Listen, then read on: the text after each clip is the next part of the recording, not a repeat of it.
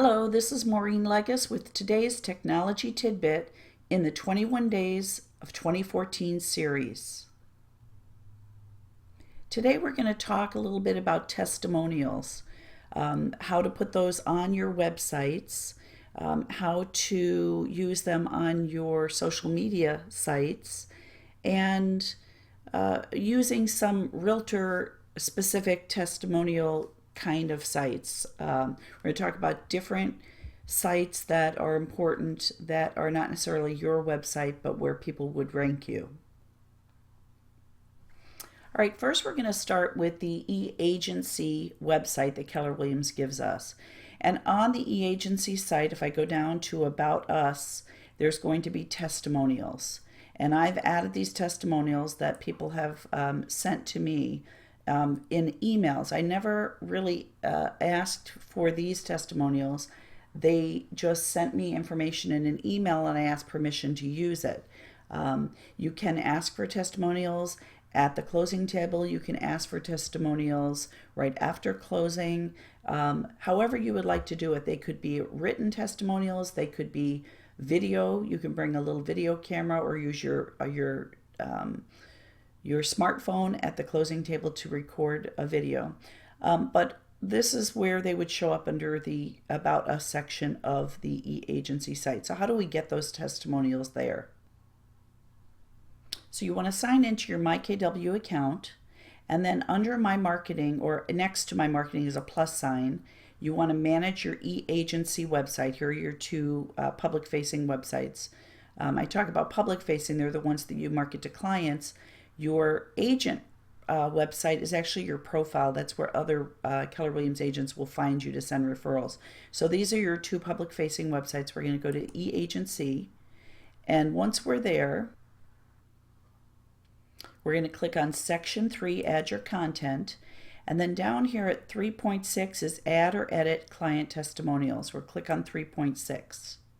Okay, so here is the testimonial page.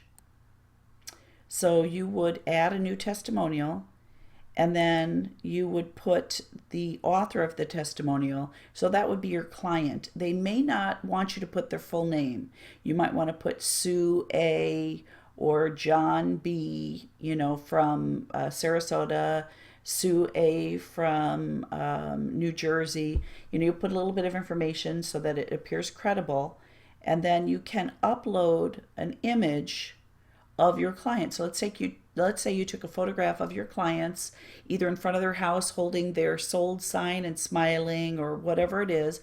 You could upload that image to the testimonial as well. If you don't have, you would click here to select the image that you already have uploaded to KW. If you haven't uploaded, you click to add the image, and it'll bring you to the photo library where you manage all the images that you can use on your e-agency site. Before you can put the image on your e-agency site, you have to put them in the photo library. So you can do that here. Let me see where that is. In section 1.3 is your photo library. So you can upload photos there, or you could just come over here to the testimonial page and click to upload, and it'll bring you over to the photo library. And then down here is where you type what the testimonial is. So you would say, this was whatever the person said. You're not going to make these things up. You're going to take what they said. This was the best real estate transaction of our lives. Maureen was right on the point through the entire process. And then you go and type whatever it is that you want to type. You can put a video in here. Let's say that you have a video and you transcribe it and put the words here. You can click up here to add your video. And so you would do that through the source. You would take your video source code. So how do you do that? So let's say I wanted to put this technology tidbit on there, which I don't, but let's say this was my client testimonial I recorded at the closing table. I'm on my YouTube channel. I would come down to where it says share, and then it says share, embed, or email. Well, I want to put it on a website, so I need to embed it. And then it gives you all this code that you don't understand. It doesn't matter. You right click in there and you copy that. And then you go back to your website. And here on the testimonial page, so let's say that was a testimonial from a client. On the testimonial page, I want to put it here. If I paste it there, then it's going to be all gobbledygook and it won't work properly. So I don't want to just paste it. What I want to do is I want to say that I want to paste it between the A and the B on my site. Now I click on the source. I just put some markers in there. I click on the word source and then it turns it all into gobbledygook. But now I can see where I need to put it between the A and the B. So I click in here and I leave that alone. I just leave that in there. And now I paste it on the website and it's between the A and the B. When I click source again, it takes it back to the text and how it would look to people, and the A's and the B's are still there, and I could just get rid of them. So I know where it is, and this would be the video for the testimonial, let's say, that a client had provided for me. I can add additional spacing if I like, and then I can click at the end of the video here. You can see the cursor is flashing here, and I could say I want that centered. Make it pretty. And there's the video, and then the language at the bottom describes the video. I could transcribe what the text is, and then I can save that. The author might be Joe S. from Long Island, New York. And then I add that testimonial down here. I click to save it. And then that testimonial would appear on my page. So I go back to my website in the About Us section, click on Testimonials, and then I go back down to the bottom, and there's the testimonial saved there on the page. Now you can change the size again of the text to match the text that you have, change the color to match the text of the testimonials that you currently have on that page.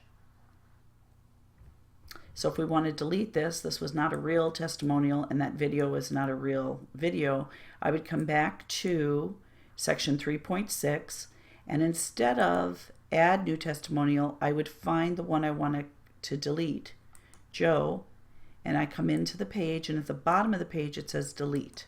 So I click delete, and then that one goes away. So it's no longer on my site. So that's the e-agency website. Let's talk about eEdge.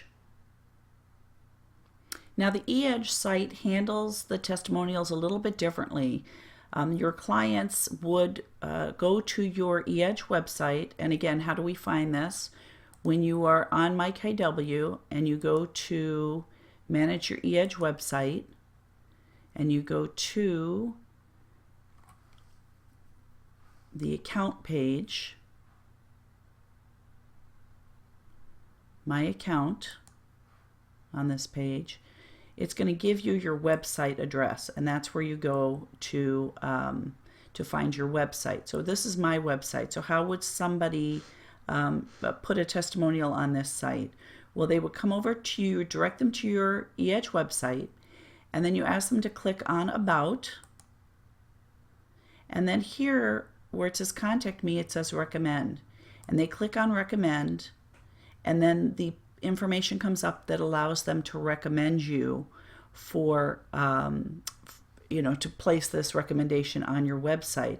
Once they recommend you, at the bottom of the About page, so on the About page, it would show your recommendations.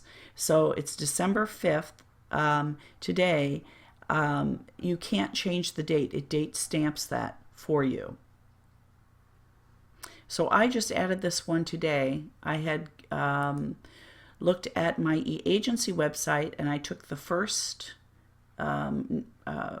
testimonial here, and I went over and added it to the site, and it date stamped it. This was for training purposes because I don't have my testimonials on this site yet. You don't want to do that. You don't want to go and copy and paste because they're all going to come in the same day and it's not going to look realistic.